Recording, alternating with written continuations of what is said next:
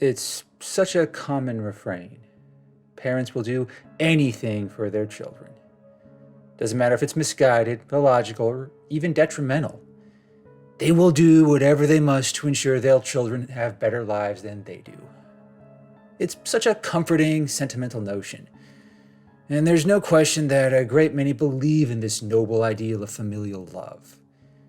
You could even argue that a majority of parents embrace this mentality. We as a species and a society wouldn't be where we are without it. But I guess that just means my parents are in the minority. What they did to me, why they did it, well, I suppose that would put them in the extreme minority. Because my life was complicated by my parents, even before I was born. That's probably the nicest way I could put what they did into words. But another, much simpler way can be boiled down to this one inescapable truth. My parents sold my soul to a demon before I was born. Confused? I don't blame you. Skeptical? I don't blame you for that either. I honestly didn't believe it myself until very recently. I'm still trying to wrap my head around the implications, although I'm not even sure I want to at this point. I'm just trying to put into words what has brought me here. This knowledge has completely changed my perspective of my life, my identity, and so much more. It also has me deeply worried about where it will ultimately lead. And trust me, you should worry too. Because my parents selling my soul won't just affect me, them, or my immediate family. But to understand why, I'll need to explain a few things, as well as some concepts that may shatter your ideas of what souls, demons, gods, and angels entail. Before I get to that, it's also necessary to know something about my family. Because parents don't just resort to selling the souls of their children on a whim. There is some context to that decision, and much of it predates my birth by many, many years. Even before they met, my mother and father were not in a good place. They each grew up in this same small, nowhere town. Like many others throughout America, it was typical in that it was close-knit and insulated. The people there were conservative, traditional, and quite friendly for the most part. At the same time, though, it was also the kind of place that a lot of kids dream of leaving. There just wasn't much opportunity in that place that didn't involve inheriting a family business or working on farms. If you were smart or could play sports, you had a chance at leaving and finding a better life. But my parents, well, I guess you could say they squandered their chance. My father was one of those gifted athletes. He played baseball at a high level. And by his sophomore year of high school, he was already attracting attention from multiple colleges. As for my mother, she was a gifted academic who was well on her way to becoming valedictorian. How those two eventually crossed paths, I still don't know. They've never been too forthright in that regard. All I know is that at some point in my dad's junior year, they hooked up. And by fluke or fate, my mother ended up pregnant at age 16. This being such a tight-knit traditional town, there was only one recourse. They had to get married. They had to have the kid. They had to be a family. It was by no means ideal. There was never really a sense that my parents fell in love or anything like that. But they decided to suck it up, roll with the punches, and do the right thing. And to their credit, they did what they believed to be the best for themselves and for their child. They also were committed to pursuing a better life. Sure, it was going to be harder now with a child, but they were going to make the effort. And yeah, they played by the rules, worked together, and supported one another as much as you would expect of two people who were just stuck together. Now, in a perfect world, that would have sufficed. But this world has never been perfect. It's never even been fair, especially to those who cling to the notion that doing the right thing is ever enough. So as a result, my parents' extensive efforts to better their lives resulted in failure. But not entirely for the reasons you might think. It certainly didn't happen all at once. Having a kid and getting married so young didn't immediately ruin their prospects. My dad still got his college scholarship. My mother still graduated near the top of her class in high school, although she did not make valedictorian, much to her dismay. They even managed to go to the same college together. They might not have been in love, but they tried to make it work. But eventually, the complications of being married, raising a child, and trying to build a better life, well, the harshness that is reality just caught up with them. My father's hopes of playing baseball professionally fizzled out when he couldn't keep up with his peers, most of which were not raising a kid that they never planned for. My mother also did her best to study for a degree in business, and while she was able to earn a bachelor's, she just couldn't afford to pursue a master's like she wanted, not with a child to support. So, much to their dismay, they had to move back to the same town they'd tried so hard to escape. My dad ended up working as a gym teacher for the local high school, and my mother ended up managing some big box store. Together, they did make enough to earn them a house that was not far from where their parents lived. But they never did hide their dismay at having to come home. And in the years since their return, they just became resigned to their fate. That did not stop them from having more kids.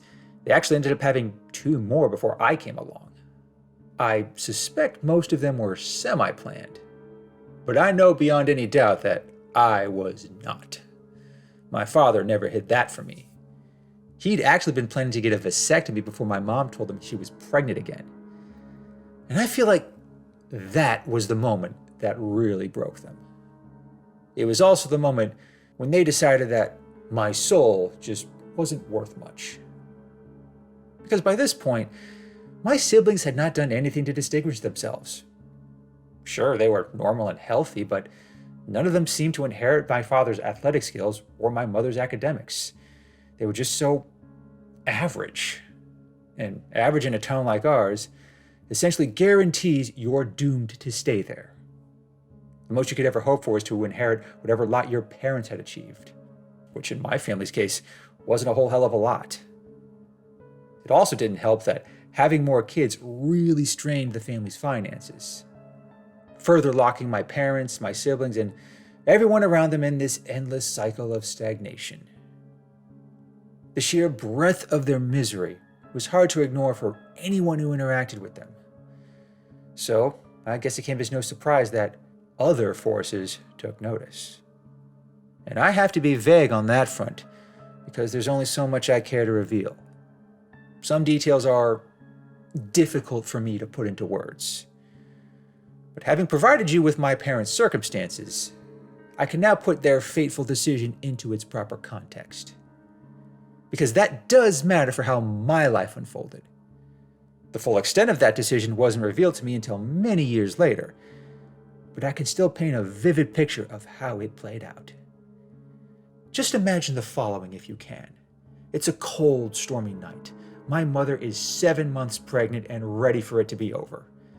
She had just put the kids to bed and she sits with my father at the kitchen table. Then my father says to her, in no uncertain terms, that their finances are hanging by the thinnest of threads. They simply cannot afford another child. And if this child turns out to be as average as the rest, then they have no hope for a better life. They will never retire comfortably. They will essentially be stuck working until their dying breath, their kids and their grandkids doomed to live lives of hopeless disappointment. And at some point, my father remarks with these exact words, "Would selling our souls even make a difference now?" That proved to be the final threshold. Because an hour later, he and my mother turned in for the night, sleeping in separate beds, doing their best to hide their misery.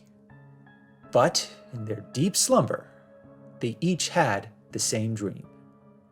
In it, they're standing in the parking lot of their old high school, the same parking lot where they first met. The sky is pitch black, No stars, no moon, no anything. Initially, they just wander about, not entirely coherent, but still very much aware. Then a figure approaches them, a dark, shadowy figure whose presence does not feel entirely human. My parents stand frozen in place, scared and apprehensive, but then the figure smiles, his teeth a bright but eerie shade of white, and he comes to them with a message. I know what you need. I know what you want. But need and want are not the same. Let me ask, what is it you want for yourselves and your children? How my parents responded, that's not for me to share. But remember what I said earlier about a parent's willingness to do anything for their kids?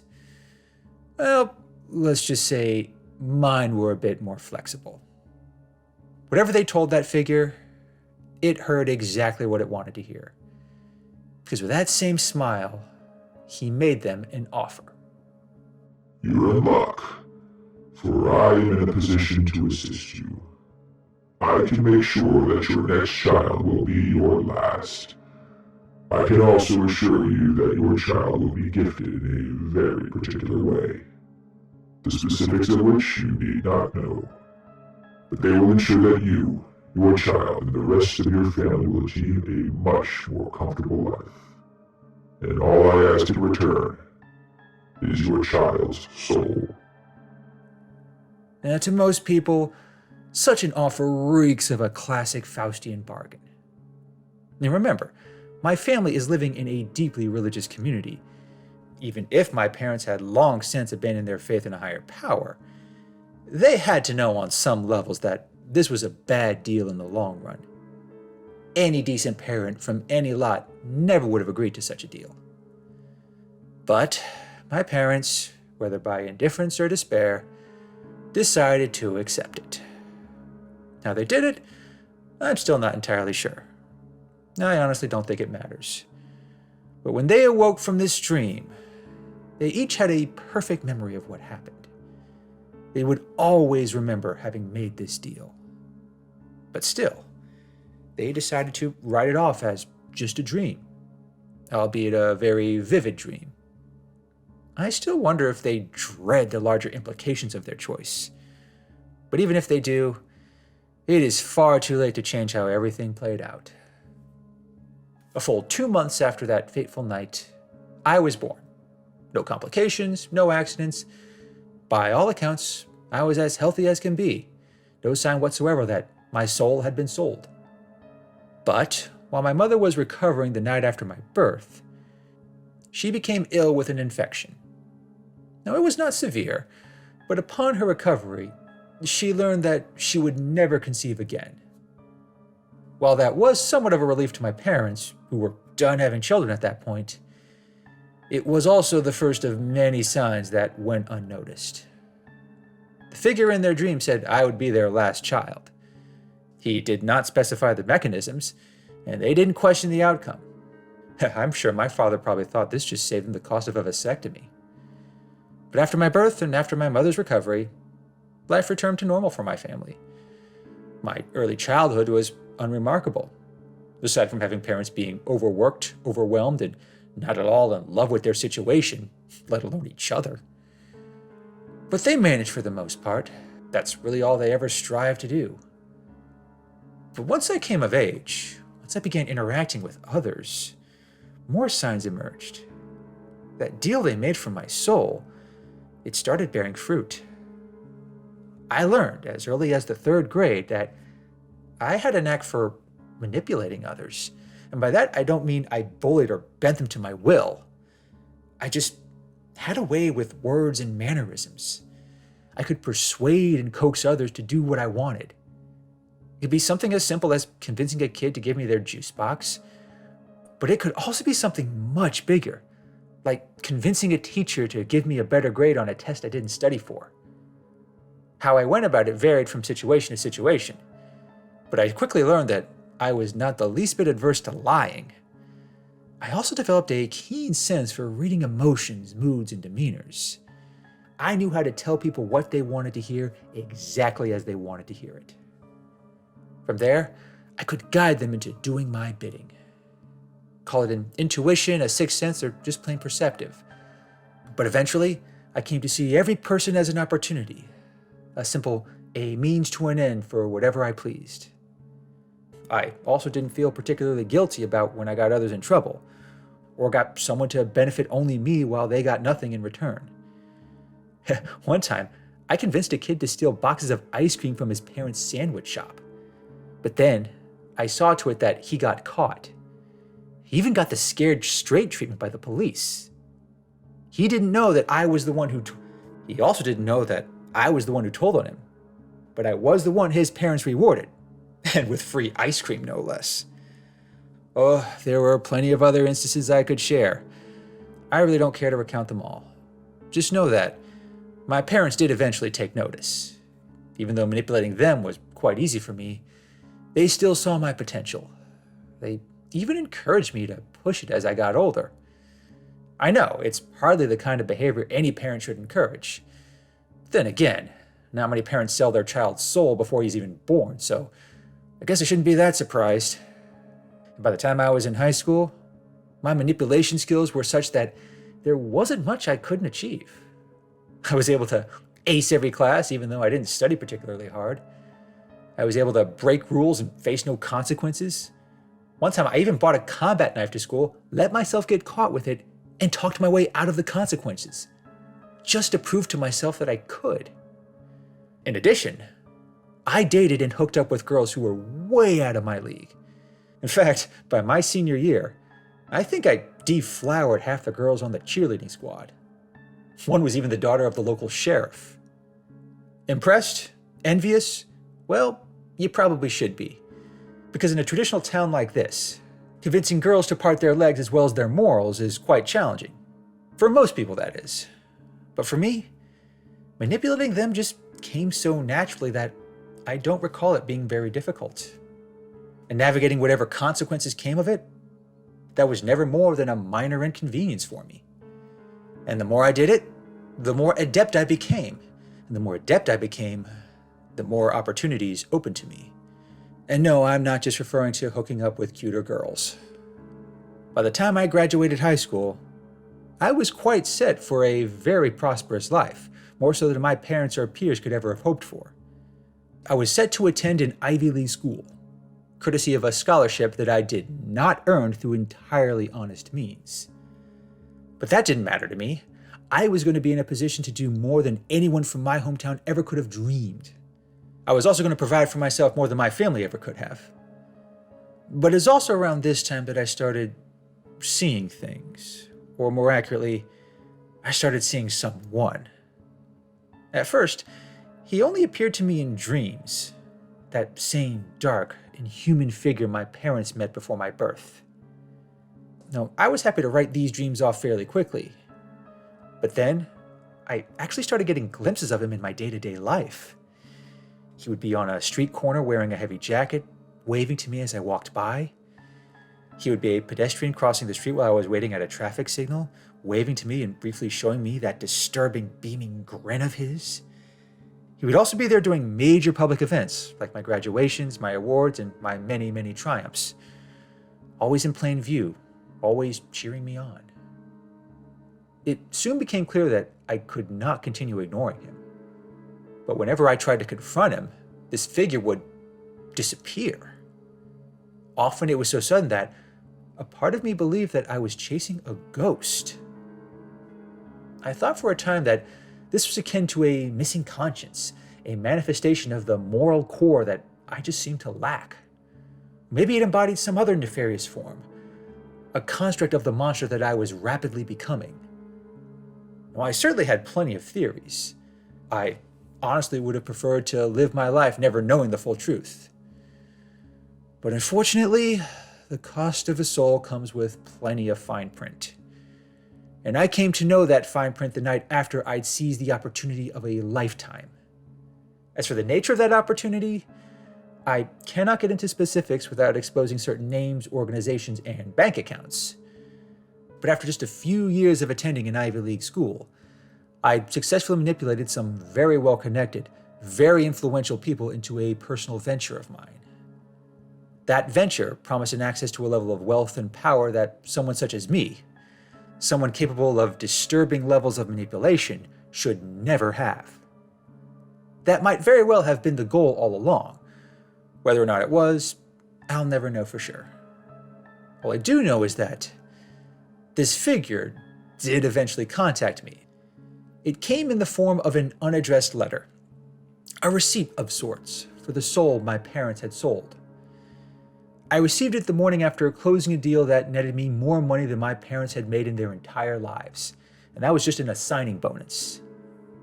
I was actually wide awake when it was slipped under the door of my hotel suite. I even admit I was slightly inebriated from all the celebrating I'd done with colleagues earlier that evening. But I swear, I sensed the presence of the figure on the other side of that door. I sensed that wide, toothy grin on his face, as though he knew he'd gotten everything he'd hoped for and then some. Part of me did not want to open that letter. I know now that I should have burned it in the nearest trash can, if only to preserve my peace of mind. But no, I opened it. I saw at the bottom this distinct red seal, embroidered with words in a language that I did not know. Then, in perfectly legible handwriting, I read the message, and I learned the truth about what the sale of my soul had yielded. Congratulations on your success. I know you've had many triumphs over the course of your brief but eventful life, but I feel the time is right to commend you. As the purchaser and owner of your soul, it is entirely appropriate that I monitor my investment. And I must say, you have paid off more than I ever could have hoped. It's not easy getting parents to part with the soul of a child. Even those who are destitute and hopeless tend to refuse instinctually. But your parents were different, and you yourself are different. Granting you the gift of guiltless manipulation has yielded plenty of fruit, and I promise it's going to yield plenty more. Because without your soul, you are unbound, and with your numerous connections and resources, you will go very far. Along the way, you will damage, destroy, and corrupt many, more than one demon could with a dozen other souls. As the above and below times are changing, the stakes are rising, and when the time comes, your soul might very well be the best investment my kind has ever made. There's a bit more to the letter, but I prefer not to share it. It is too disturbing to put into words. To be perfectly honest, reading that letter filled me with a level of dread I had never experienced before. And keep in mind, I have never felt much guilt for the many dishonest things I've done over the course of my life. This letter and the being who wrote it, beyond simply affirming that demons are real and hell is very likely real, it proves once and for all that I am the one being manipulated. It is a position that I am not used to, and I really do not like it. But that's not why I am sharing my story. This is not a cry for help, a plea for sympathy, or even a confession in some vain hopes that my soul can ever be saved. Because after a rather arduous existential crisis, I've already come to an inescapable conclusion. My soul cannot be saved. And if there is indeed an hell after my life is over, that is where I am destined to go. I'm simply not capable of altering the path I'm currently on. It's not that it's too late. I just don't care to change. I am a soulless husk of a man, beyond redemption, pity, or contrition. And make no mistake, I will continue pursuing whatever it is I want, no matter how greedy, selfish, or destructive it might be. And I will continue getting away with it too, thanks to my innate talent for manipulation. The only reason I'm telling you this, the only reason I'm putting this out there, is to warn others. I'm asking all of you, please, if you can, stop me. Stop me before I go too far. It's dangerous enough that anyone would sell their soul to get what they want. but it is far more dangerous for someone who never even had a soul to begin with.